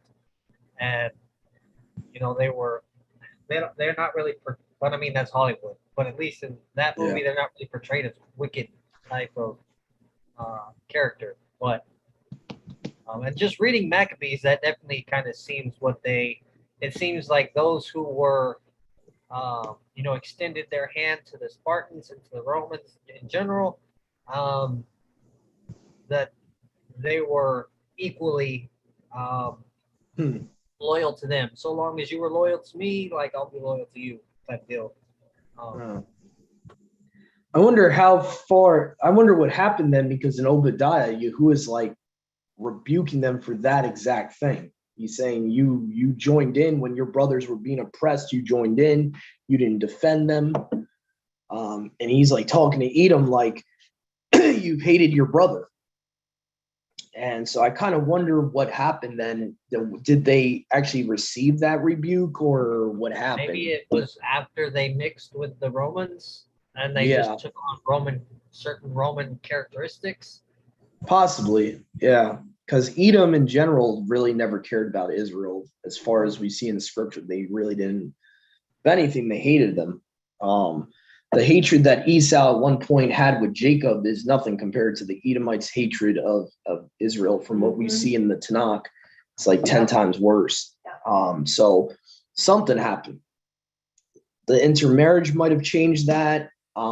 Maybe some of the Spartans, that's the tricky part, is I don't know when the Spartans would have intermingled with them. So that's something I would have to look up historically. If around the time of Maccabees, I mean, obviously they're already being called their brothers, so it seems like the intermingling already happened at that point. So yeah, it could be that some of them didn't feel the same way that a lot of the Edomites did. So it's very possible that some of them. Were the Edomites descended from Esau? Yeah, but they also intermarried with Rome. And they intermarried with a lot of other tribes. So like according to Maccabees, it claims that Spartans are biologically brothers of the Israelites. And the only way that could be is it's referring to Spartans as having Edomite blood. That's the only other way. The only other claim that is really out there is that the Byzantine Roman Empire, the Byzantine leg, was Edomite. So the only way the Spartans could be their brothers, they would have had to be intermingled with Esau. Since the Spartans are Romans historically, That's the only way you could have that happen. As far as I know, Ishmael never intermarried with Rome, from what I remember. Like Ishmael never took Roman wives or anything. The only people he was intermarried, I guess you could claim, but then again, if he intermarried, if you had Egypt and Ishmael intermarrying with one another, they would not be considered Spartan. That's not the Spartans. No. So the only way that you could reconcile First Maccabees with the Tanakh is that it's talking about the Spartans as Edomites. And there's a lot of proof to that. There, you see in the Targums too, they categorize Edom as Rome sometimes.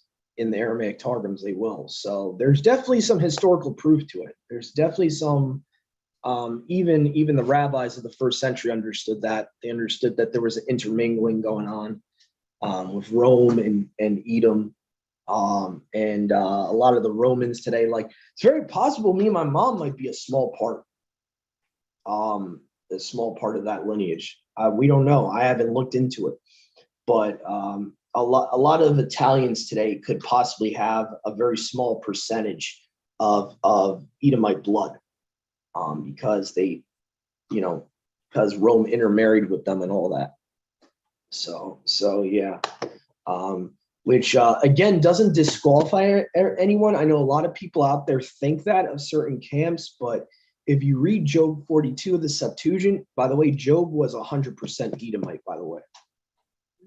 Ethnically, he was 100% Edomite. He was not considered an ethnic Israelite, and he was still considered part of Yasharal. So you can be an ethnic Edomite and be saved, just letting you guys know that. So I know there's been some false doctrines about that out there, but just letting you know what scripture says. Go ahead, Brother Joshua. And Yahusha, son of Nun. He was Edomite. Really? I did not know that. Yeah, you don't Yahusha's remember? son. You don't Joshua. remember looking into that? I kind of vaguely remember that, but not too well.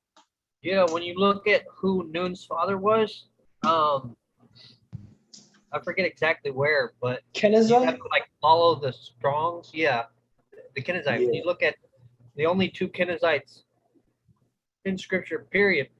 One was a Kenaz, a son of Esau, one of Esau's Yeah. descendants, and the other one was a son of Asher or Shar.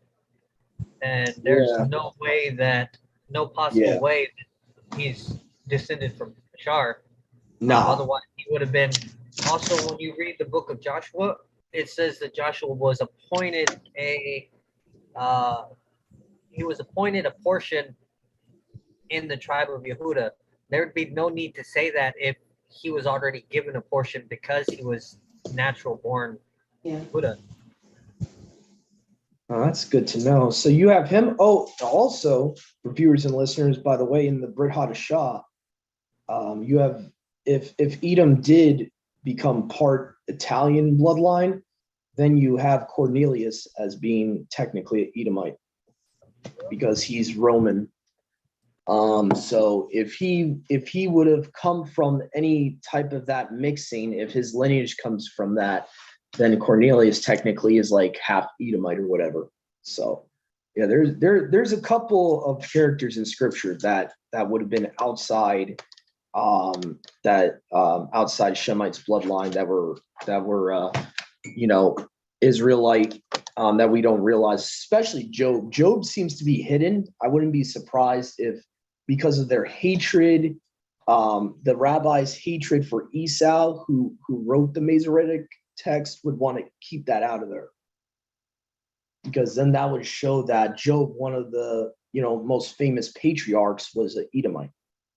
And that would that probably does rub them the wrong way. The Masoretes were very, what is it called? Ethnic supremacy, I think it's called. Go ahead, Brother Joshua.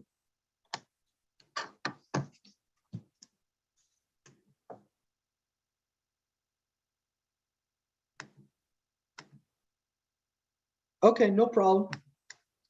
No problem, bro. My computer doesn't want to work. Sorry, my mouse is not working because my hands are sweating. I don't know if you've looked into it, but the um, Judaism seems to believe that the Messiah um, that people felt that Christianity, uh, they seem to think that Yahusha was an Edomite. Some of them seem to think that he was an Edomite Messiah, and that they believe that Christianity is the Edomite. They're in the Edomite uh, dispersion or Edomite captivity, or I forget exactly how they say that. I don't know if you've ever seen that come from Yeah, Jews. I somewhat have heard a version of that. Yeah. Well, I mean, it depends on who you're talking about. Depends on which Messiah you're talking about. I mean, Caesar Borgia is an Edomite. Oh yeah, most definitely. The JC of Christianity is an Edomite. But as far as Yahushua is concerned, no, we all know that he's not. He's 100% Judean. So they would probably want to promulgate that so that they would get their own people to reject him. That would be their ideal. Because Mom, wasn't that rumor even going around when we grew up that one of the reasons Jewish people don't believe in him is because they think he was Italian or Roman? I have never heard that. Because I could have swore I heard that in my adolescence. I could have swore I heard that. Yeah, I don't know where. I've never heard that. Because I remember I was watching that documentary that Steven Anderson won, Marching to Zion. He was talking about that, how they tell lies in the Talmud and say that his mother, that he was a bastard of a Roman soldier in the Talmud. So yeah, probably. So there's definitely proof to what Joshua is saying, what they believe, some rabbis believe and teach.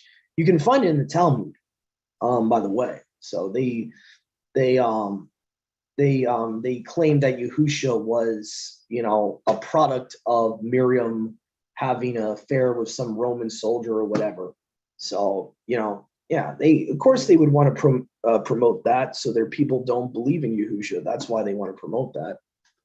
But obviously we know that's not true. Just the fact that Yahuwah was going to have to bring someone of that Judean lineage to save mankind. He even said, that it was a branch stem of Jesse. Jesse's not an Edomite. So clearly, if we know that Yahushua is the true Messiah does not come from Edom. So the reason they would want to promote that is the same reason they want to promote that Shem is Melchizedek. They want to, take Yahushua out of the picture. So that's why they would want to promote that. But that's one of the reasons I hate the Talmud. It's one of the reasons I hate it is because they say stuff like that in the Talmud, and I will not touch the Talmud. But yeah. But anyway, I hope everyone enjoyed this study today. And I know you guys got a little bit extra, but I think that was important for us to actually. I on purpose didn't end the recording so people could hear that, because I think it is very important, especially for the body of Messiah right now. Don't get caught up with genealogy stories, as Apostle Paul talks about. Be very careful out there. Be very guarding on what people are saying and teaching. And I hope you enjoyed this study. Shabbat Shalom, everyone.